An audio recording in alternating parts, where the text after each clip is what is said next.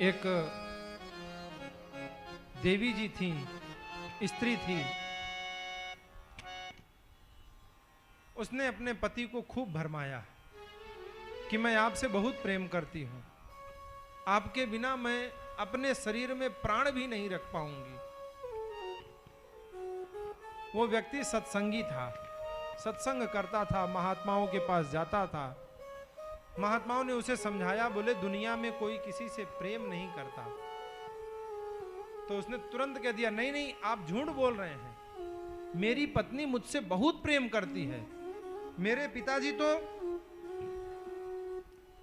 मैं जाता हूं तभी भोजन करते हैं, और मेरी मां, उसकी तो आंखों का तारा हूं मैं।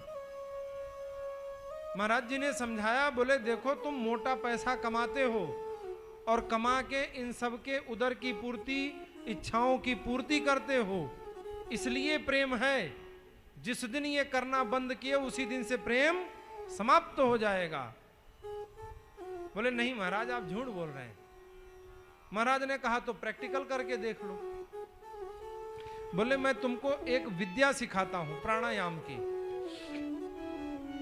इस विद्या से ये होगा कि तुम प्राणवायु को ब्रह्मरंध्र में अवरुद्ध करके 2-3 घंटे तक आराम से लेटे रहोगे। डॉक्टर जब नस नाड़ी चेक करेगा तो वो कह देगा कि ये मर चुके हैं, लेकिन तुम जीवित रहोगे, कानों से सब सुनते रहोगे, आंख बंद करके रखना। आंख खोलोगे तो देखते भी रहोगे, लेकिन तुम बंद रखना नहीं, सब सोचेंगे कि जिंदा है।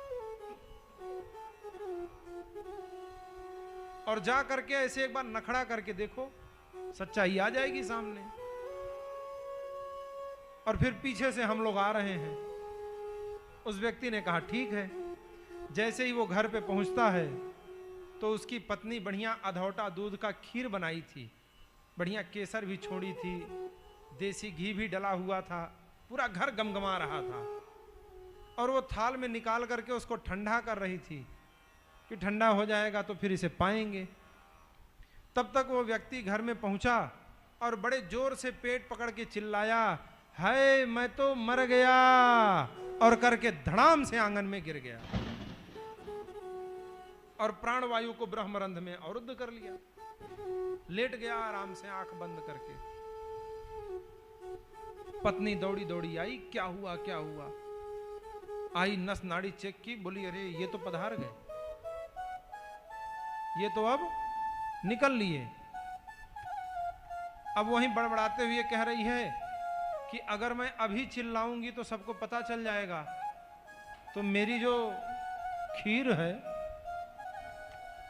वो खराब हो जाएगी। पत्नी भाग करके रसोई में गई और लपक झपक करके, लपक छपक के सारी खीर चट कर गई। और खीर उर खा के तुरंत हाथ हो धुल करके अब आंगन में आई और बड़े जोर से चिल्ला करके कहती, हाय मैं तो मर गई, लुट गई, बर्बाद हो गई, देखिए तो कोई, सुनिए तो, अरे कोई वैद्य बुलाओ, डॉक्टर बुलाओ, ये तो बोल ही नहीं रहे हैं। वो बेचारा लेटे लेटे सोच रहा है, हे भगवान अभी तो खीर खा के आई है। माता पिता भी आवाज सुने दौड़ करके घर में आए तो उन लोगों ने भी देखा तो समझ गए कि ये तो निकल लिए। उनके शरीर को बाहर ले आए, दरवाजे पर लिटाए, पूरे गांव की भीड़ मच गई। अब पूरे गांव में ये खबर फैल गई कि पंडित जी का जो लड़का था वो तो अब नहीं रहा। वैद्य को बुलाया गया, वैद्य जी भी नाड़ी नस सब चेक किए। घोषणा हो गई कि अब राम नाम सत्य है। इतने में महात्मा जी आ गए। अब प्लानिंग तो उन्हीं की थी। महात्मा जी आए, बोले भगत जी की जय हो। भगत जी बेचारे बड़े जोर से चिल्लाए, बोले महाराज आपकी बड़ी सेवा करता था, मेरा इकलौता पुत्र था, पता नहीं क्या हो गया, देखो मेरी बहू की क्या दशा है, इसके मां की क्या दशा हो रही है। महात्मा ने सोचा कि पत्नी की पोल तो खुल ही गई होगी, क्योंकि महात्मा तो त्रिकालदर्शी थे, माता पिता की पोल और खोल दें। सोई उन्होंने कहा कि एक गिलास पानी ले आओ, मैं इनको ठीक कर दूंगा। तुरंत पानी का गिलास आया। महाराज जी गिलास को लेकर के चारों तरफ घूमे और घूम करके कुछ मंत्र बड़बड़ा करके उसमें फूंक मार दी। अब वो साधारण पानी था, कुछ था नहीं उसमें, क्योंकि वो तो प्राणायाम की विधि बताए हुए हैं, उनको तो सब पता है। उसके बाद उन्होंने गिलास पिताजी के हाथ में दिया और दे करके कहते हैं कि आप पुत्र से कितना प्रेम करते हैं। तो उन्होंने कहा कि अरे पुत्र के जगह अगर मैं मर गया होता तो चलता। तो बोले तो फिर आप ये पानी पी जाओ। बोले उससे क्या होगा? बोले फिर आप मर जाओगे और ये जिंदा हो जाएगा। अब हाथ कांपने लगा उनका।